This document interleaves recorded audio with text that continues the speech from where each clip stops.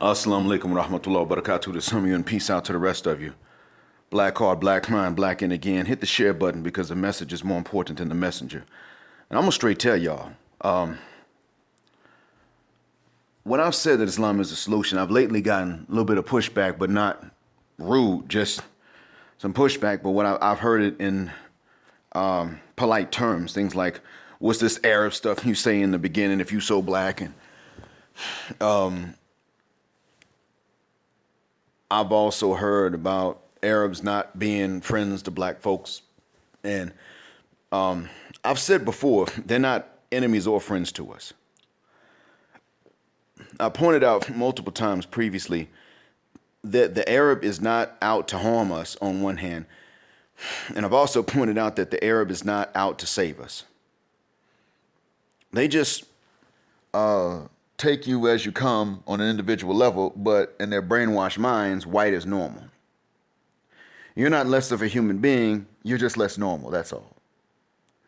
And of course, factor in that, Africa's a dangerous continent with crime and war on the TV at least, and black America is a dangerous place, and hell, we don't even have any culture, we're just violent niggas. And they'll take you as you come. But when it comes down to actually being around a lot of black folks in America, they do become afraid.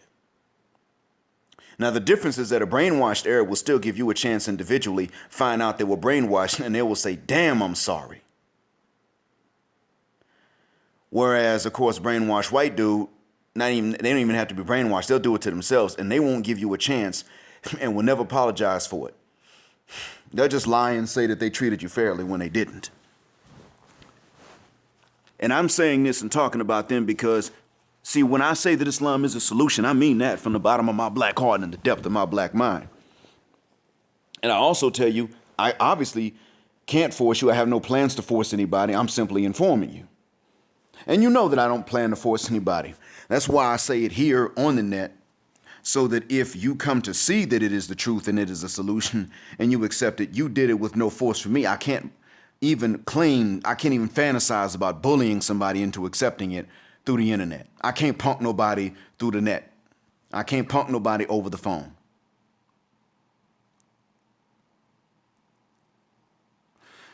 So that's one reason why I do it this way.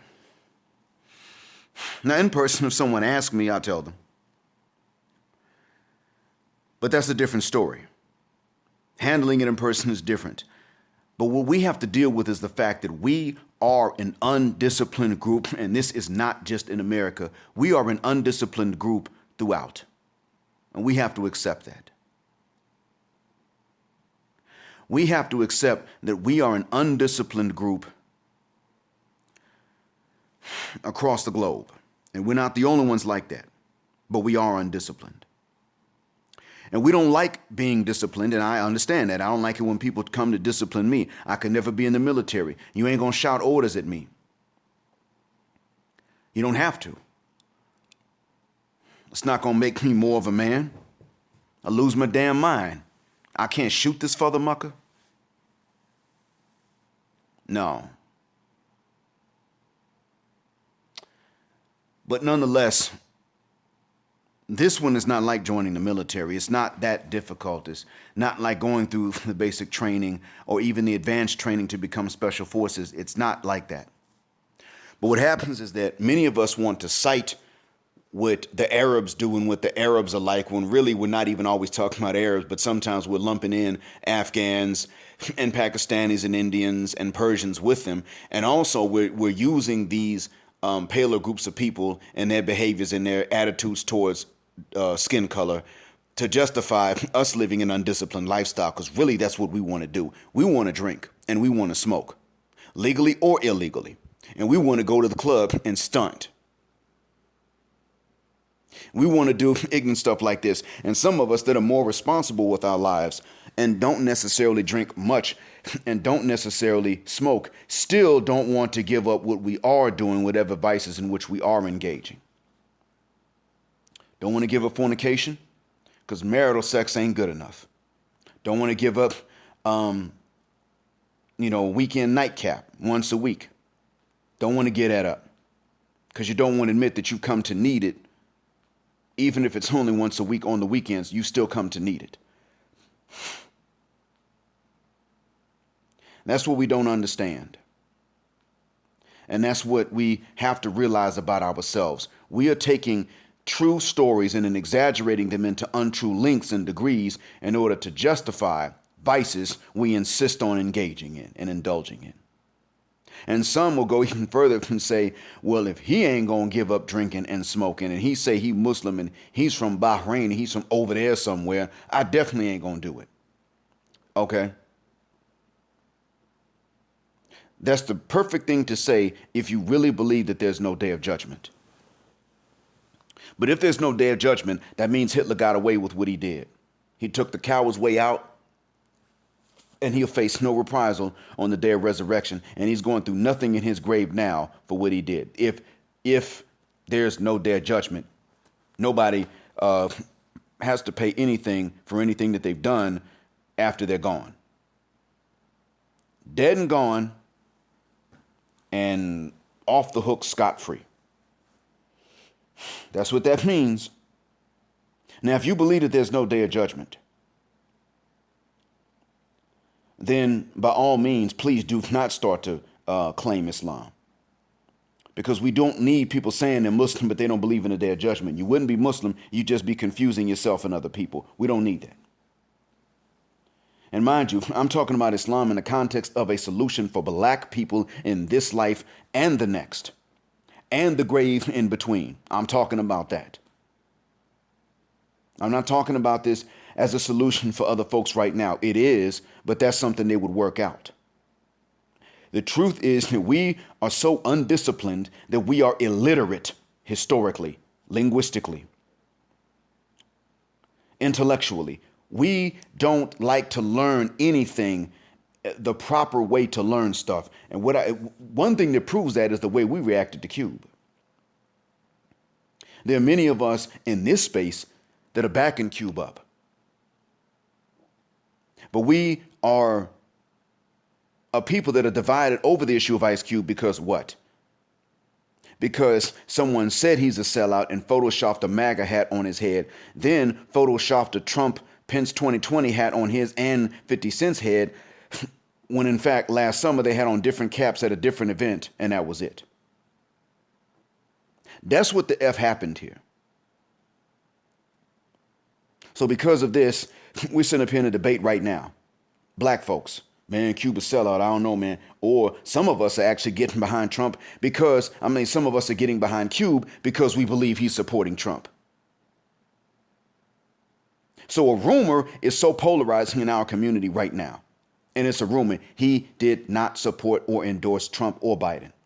He supported and endorsed the black community, and black women are going in on him. Y'all saw that Fox Soul BS where they're trying to go in on him as if he just left out black women. No, he didn't leave out black women. He said, no, y'all are included in this. Are you not in the community? And Crimson Cure had to rightly point out, they don't think of themselves as being a part of the community. That's why they went after him like that. See, that's the effect and the proof of how undisciplined we are intellectually. We don't want to know a damn thing. We are so niggified. I can't justify this stuff anymore. Also, this being said, there's one more thing too, black folks. The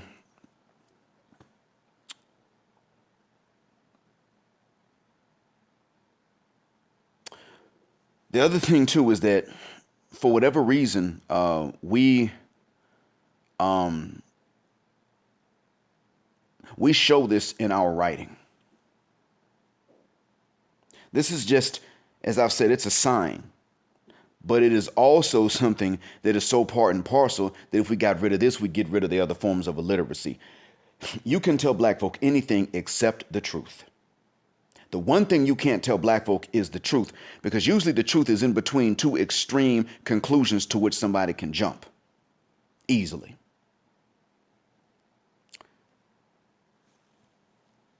And since it involves a few more sentences of explanation than a misunderstood lie, we don't like to listen. We just cut people off, and I don't want to hear that shit. But okay, look, Trump does not have Cube as a supporter. Cube was willing to let both parties talk to him, and one said, we'll talk after the election, and that was the Democrats. And we don't want to understand that because that's a balanced way of understanding it. That's what he said. It takes a few more sentences and words than to simply say he supported Trump. Now, I'm talking about some of you cats in the manosphere, too. You understand how screwed up things are when it comes to what's going on between the genders, but when it still comes down to other areas of life, you are just as hard to lead right and easily led wrong. Let's talk about why it is that somebody can come up and say that black people in the Americas have nothing to do with Africa, like we never came from there. Well, the reason for that is because of what I just said. That's why they can sit up and make up a whole new paradigm that you have to sit down and explain and listen. You got to sit down and listen to someone explain to you. But then when you sit up and you say, well, hold up, we were in the Americas before the Europeans. That is true. But those Africans that were in the Americas before the Europeans also came from Africa. Now, all of a sudden, you got a balanced view in between two extreme views. And they want to sit up and tell you, well, you know, the continents were all joined together one time anyway, and that's when people spread out. Man, fit the guck out of here. That happened before there's any evidence that there were people. What we got is somebody that came up with an idea to divorce black folks in the Americas from Africa, and that's all it was. They didn't want to be African because they were still ashamed of what Africa is. And they figured that it was better to be Indian than to be African. That is something that we've been thinking for a long time.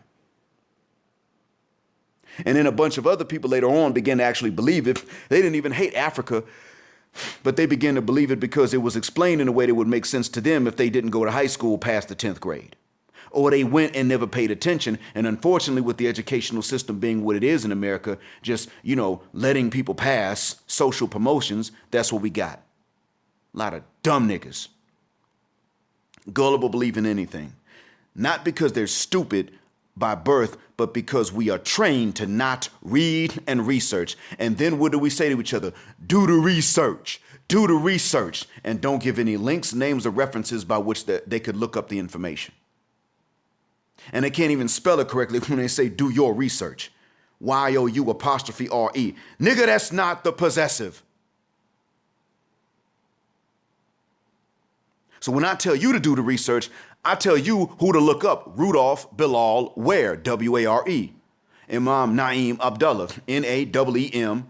Abdullah, of course, the usual spelling, A-B-D-U-L-L-A-H. I give you that to look up. What do y'all say to someone like me? Do your research. Yeah, I did the research. We come from Africa with a capital A. And yes, we were also in the Americas before the Europeans. That doesn't mean that they didn't come to Africa and kidnap the bulk of us and bring us into the Americas. The truth is usually easy to understand, but it's just a little bit more difficult to sit still and listen to because we act like we got ADHD. And I'm tired of seeing us act like that.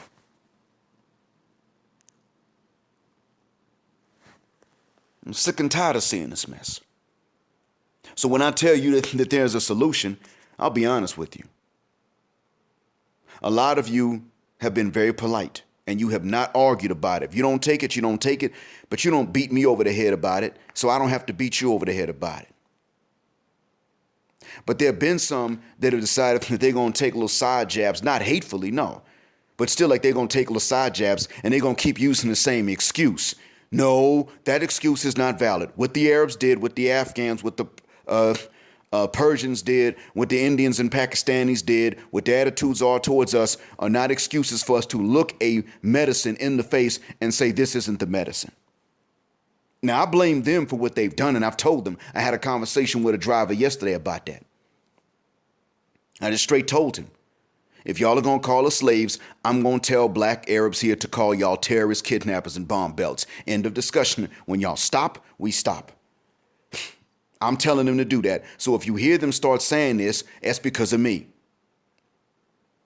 But I'm also telling them that when y'all stop saying slave to mean black, we'll stop using terrorist to mean non-black.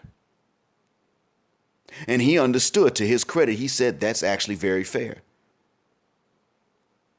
We're wrong for doing it. We shouldn't do it. We don't mean any harm. It's a bad habit, but we're still wrong.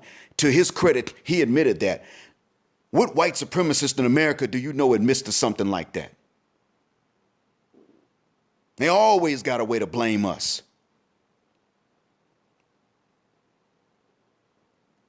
And some of you want to sit up and support some of them and their doctrines.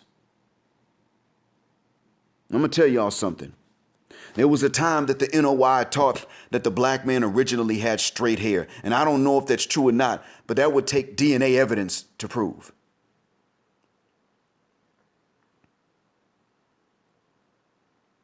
That sounds like a white supremacist doctrine to me.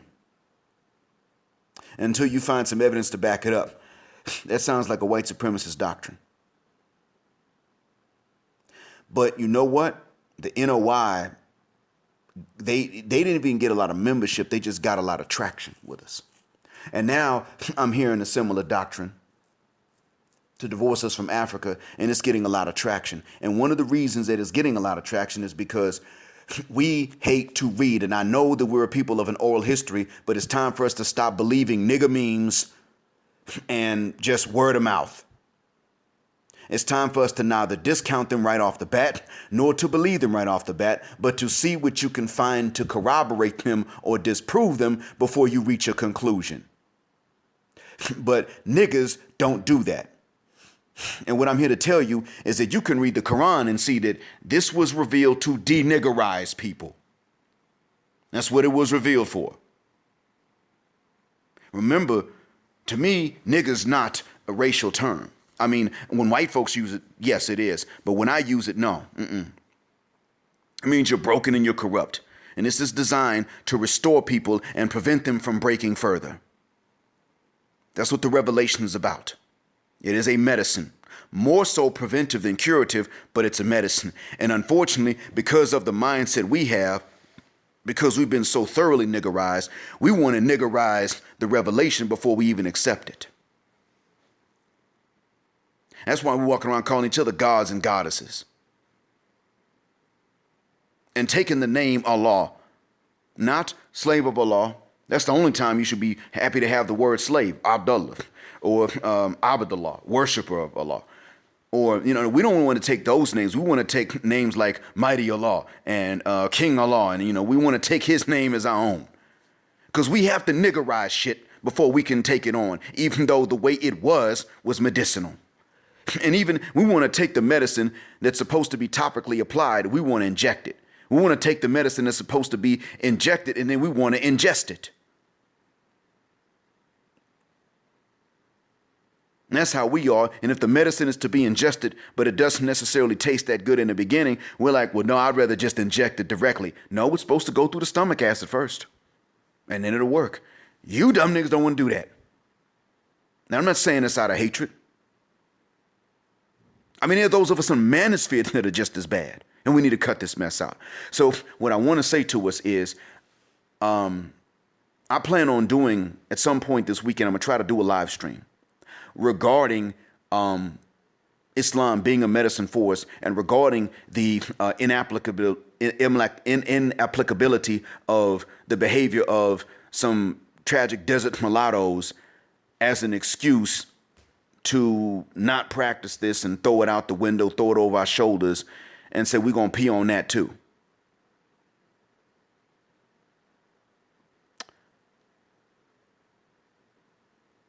I don't know if I'm going to do it. I don't know if I'm going to have time, but I'm thinking of doing it.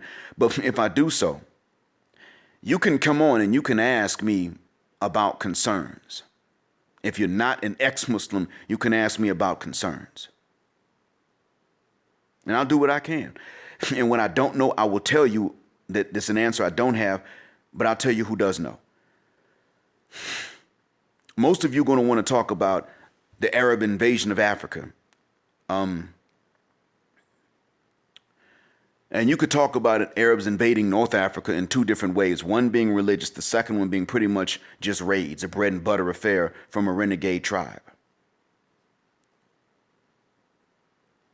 But by the same token, a lot of you are going to be talking about the Arab invasion of Black Africa. And I'm going to tell you, that's not what happened.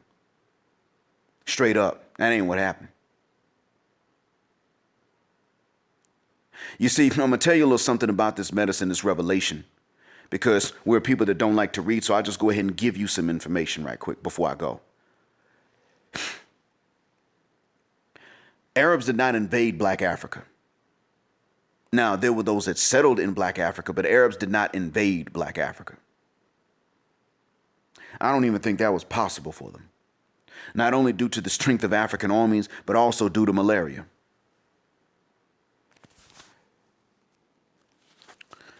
Now, there's talk about an Almoravid invasion that ended the Ghana Empire, but I'm not sure that they weren't black. I'm also, I'm not sure that they found the strength to come in and rule anything until the Ghana Empire began to decline from itself from within. What I am going to tell you is that as far as Islam in Black Africa goes, Sub-Saharan Africa, and as far as I'm concerned, I'm not really sure that North Africa was not black anyway. But I'm not sure how much it was and how much it wasn't. But let's talk about non-Saharan tropical Africa. Islam was never an invading force. That was impossible. It wasn't something that just came from the Arabs down to the Africans. It was something that came laterally from some Arab businessmen that went into the region, and the kings with whom they traded and with whom they met to get permission, or the rulers, local rulers, with whom they met to get permission to trade, accepted it because they were told about the faith, and then the people accepted it from there on. So there, Islam was not something that had to come from conquest. There are three groups of people I'm aware of right now that have typically taken on Islam on its own merits, despite their tribal differences within the race, have taken on Islam as different tribes on its own merits without any conquest. The Arabs tried to conquer Eastern Europe. They failed. They got their butts whooped. Eastern Europeans met some Muslim preachers later, and then they accepted Islam on its own merits. No conquest. They already won. West Africans accepted and rejected. But the ones who accepted it on its own merits. There was no conquest. Islamic conquest of Africa, or parts of Africa, happened between Africans. And truth be told, most of us don't really want to get into African tribalism anyway. Well, many people that were Muslim wound up getting along better between tribal lines because they were both Muslim. The Hausa and the Fulani are actually very intermarried, if you really want to know the truth. And they're both two Muslim tribes. Just as an example, the Mandinka and the Wolof, the Temne, the Serer. There's intermarriage between them, and it ain't really that big a thing. They can do that.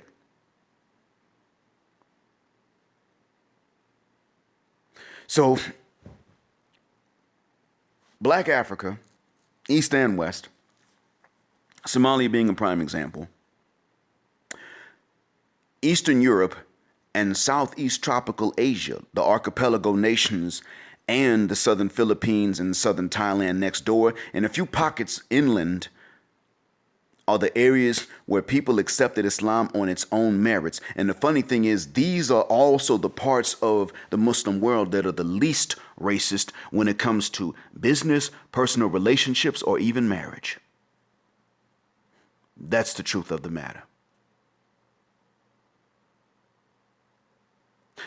West African Muslims and East African Muslims are not generally racist towards other folks. Eastern Europeans are not generally, Eastern European Muslims are usually not racist, and they're actually quite welcoming of Southeast Tropical Asian and Black Tropical African Muslims. We are that triangle that tends to get along pretty well with each other. Even if we don't feel ready for intermarriage yet, we tend to get along pretty well with each other. And one thing that happens is that we leave the subject of intermarriage to the individual. Even families don't usually jump in and enforce no intermarriage on the individual. But we love to act like they just came in and forced it on us.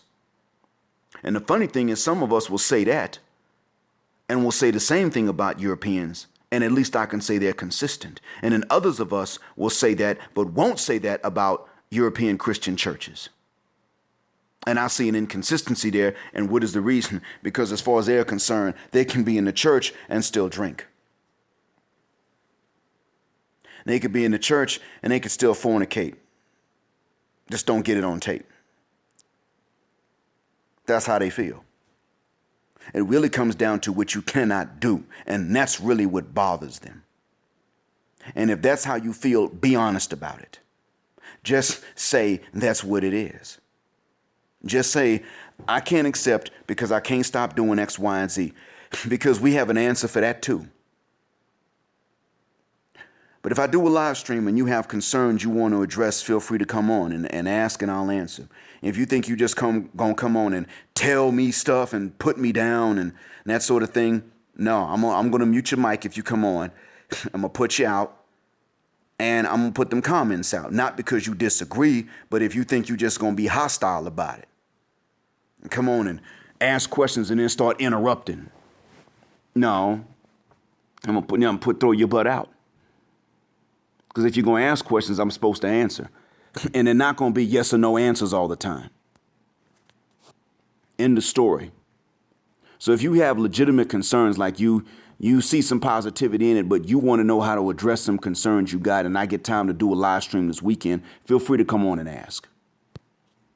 And I may even let some others help me to answer some of these questions, depending on the time we got and their availability and the time differences. Because when I told you that it is a solution, I don't mind defending the position or better reinforcing the position. I'm okay with that if you're really just asking so as to address concerns and you're not coming with the hostility. Because when I told you it is a solution, I didn't come with the hostility.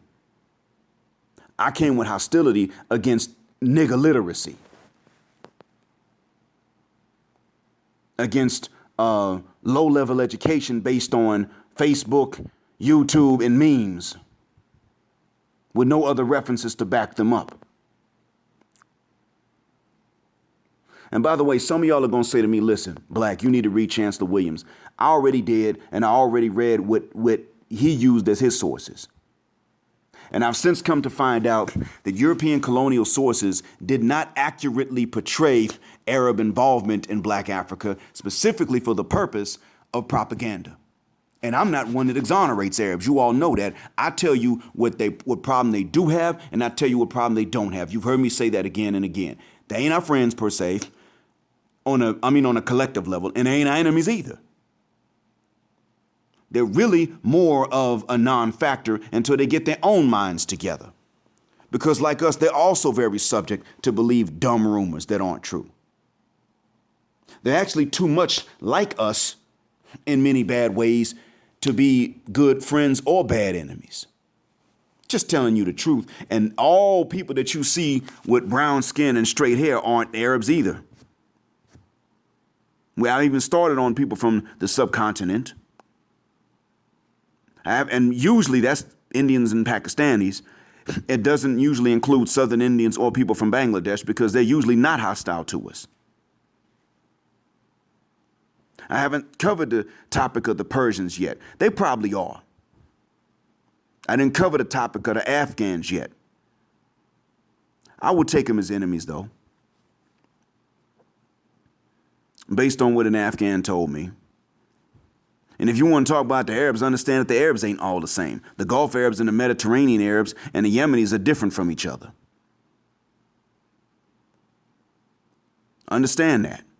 Yeah, there's a Lebanese singer that said something, and she had some lyrics in a song about a Nubian monkey, and she got it from an Egyptian that told her, oh, it's a harmless thing to say. Well, the Egyptian that told her that was a non-black Egyptian, and the Nubians got pissed. This is going on right now.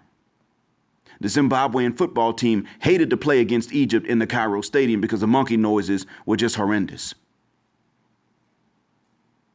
So if you want to talk about them, understand that there is a diversity even in their own opinions. You're more likely to face anti-black racism from a North African pale skin Arab than you are from somebody in the peninsula. That's the truth of the matter. And Yemenis, they generally don't walk around with some walk around against even so much as intermarriage, let alone an outright racist attitude. It does vary from place to place. And I don't mind pointing these things out and just explaining what has not been explained before, because you're not wrong for things that nobody told you before, and you're somehow wrong because you didn't know them. You're only wrong because you kept listening to people that didn't really bring you much to go on, didn't explain it more, and then you just decided you were going to draw the worst possible conclusion based on that. That's where you were wrong. And so that being said, look, I learned a lot from my conversation with the driver yesterday. But the thing is, a lot of it was also things I'd learned before. And I've been wondering how best to tell my people what I'm learning in a way that they would understand.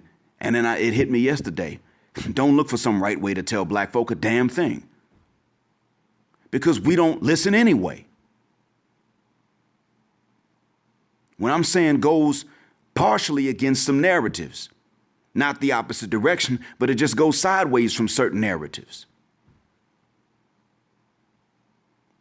And a lot of times when you walk around believing that every Arab is your enemy all over the world,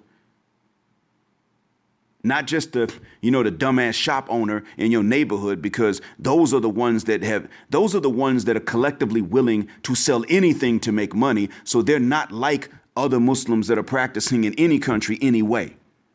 Y'all didn't know that. Yeah, in the masajid when we pray, they're the last ones to show up and the first ones to leave for the Friday sermon. And why do you think that is? Because everybody knows what they do for a living. They run in certain circles that are not looked favorably upon for the same reasons that some of us in the hood do that. Because they're willing to do anything for money. And others look at them and say, damn, you really don't care, do you? And sometimes what they do is they have to start their own masajid. That's the plural form for mosque or masjid. A lot of times with these shop owners, not just the ones that own shops, but the ones that own shops that specifically sell things Muslims are not allowed to traffic in. Usually they have to band together and start certain masajid, so that they can form the boards of these masajid and bring in imams who they're going to pay to not talk about the importance of earning a righteous living.